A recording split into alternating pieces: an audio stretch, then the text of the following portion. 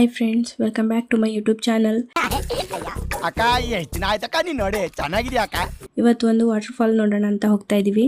ನಾವು ಇಲ್ಲೇ ಹುಟ್ಟು ಬೆಳೆದಿದ್ರು, ಇಷ್ಟು ವರ್ಷ ಆದರೂ ಯಾರ್ಯಾರೋ ಎಲ್ಲಿಂದನೋ ಬಂದು ಹೋಗ್ತಾರೆ, ಆದರೆ ನಾವೇ ನೋಡಿರಲಿಲ್ಲ. ಸೊ ಇವತ್ತು ನೋಡೋಣ ಅಂತ ಹೋಗ್ತಾ ಇದೀವಿ.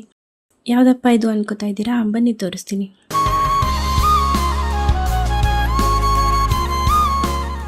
ಇದೇ ನೋಡಿ, ಅದು ನಮ್ಮ ಉತ್ತರ ಕನ್ನಡದ ಸಿದ್ದಾಪುರದಲ್ಲಿರುವ ಇಲ್ಲಿಮನೆ ಜಲಪಾತ ಅಥವಾ ಬುಡೆ ಫಾಲ್ಸ್ ಅಂತಾರೆ.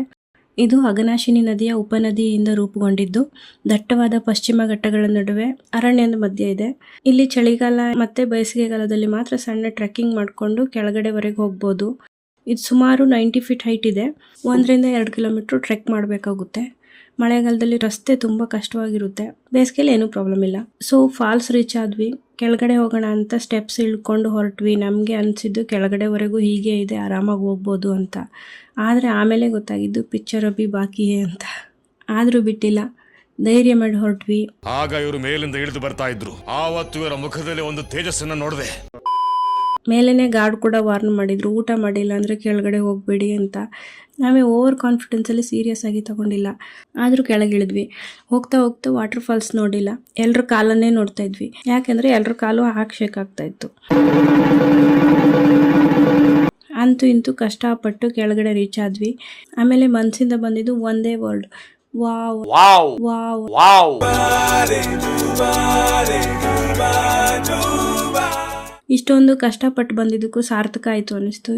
ಯಾರು ಜನನೂ ಇರಲಿಲ್ಲ. ಆ ನೀರಿನ ಬೋರ್ಗರಿತ, ದೊಡ್ಡ ದೊಡ್ಡ ಕಲ್ಲಿನ ಬಂಡೆಗಳ ಮಧ್ಯೆ ಪೀಸ್ಫುಲ್ ನೇಚರ್, ಇದೆಲ್ಲ ನೋಡಿದರೆ ಇಲ್ಲೇ ಇದ್ಬಿಡೋಣ ಅನ್ನೋ ಅಷ್ಟು ನೆಮ್ಮದಿ ಕೊಡ್ತಾ ಇತ್ತು.